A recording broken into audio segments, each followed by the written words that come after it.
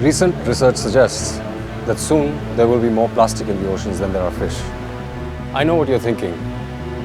This is another banned plastic film, but it's not. For one, we know how important plastic is. Our economy relies heavily on the plastic industry. Banning it means hurting everybody who's involved in the plastic industry. And industry is super important. But let's forget about that for a second. Let's say all plastic is banned. Now what?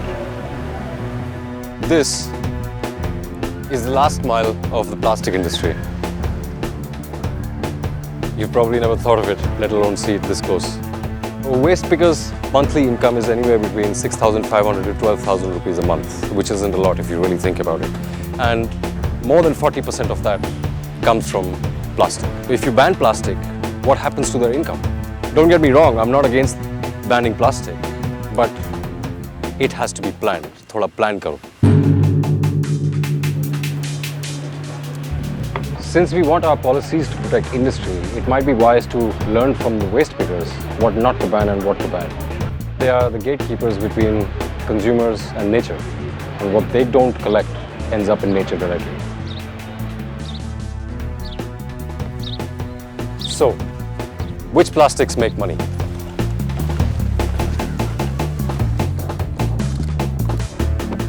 So, it might be a smart thing not to ban these things immediately, at least in the first phase.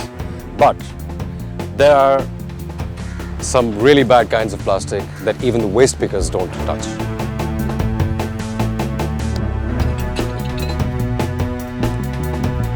Oh yes, those advertising banners.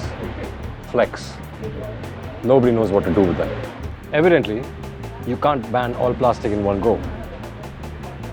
And there is some that you can't ban right now, because no alternatives exist. These should be put under EPR, Extended Producer Responsibility, a policy that already exists, where producers take back problematic used products for safe disposal. The government just needs to add these under it. Nobody wants to spend their lives covered in somebody else's waste. Everybody desires to earn more money so that they can take care of their families and think of something better for their children. And everybody should be allowed to do that. If we can think of ways of increasing the incomes for waste pickers, then we can ban more kinds of plastics. That's a win-win. But the question is how that could be done. First, let's rethink recycling. Why recycle when you can reuse? Recycling wastes energy. It pollutes the land, the air, the water. It's better to wash, clean, and sell it back to the producers so that they can reuse it. A lot of things can be repaired, refurbished, and resold.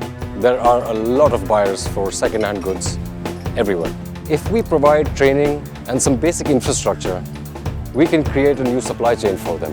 Maybe even give them space at some weekly markets. Don't you like organic food? I know I do.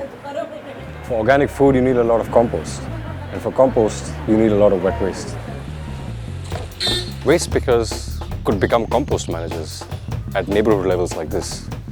Wet waste in neighborhoods can be turned into compost. All you really need is a proper place, a proper buyer, at a proper price.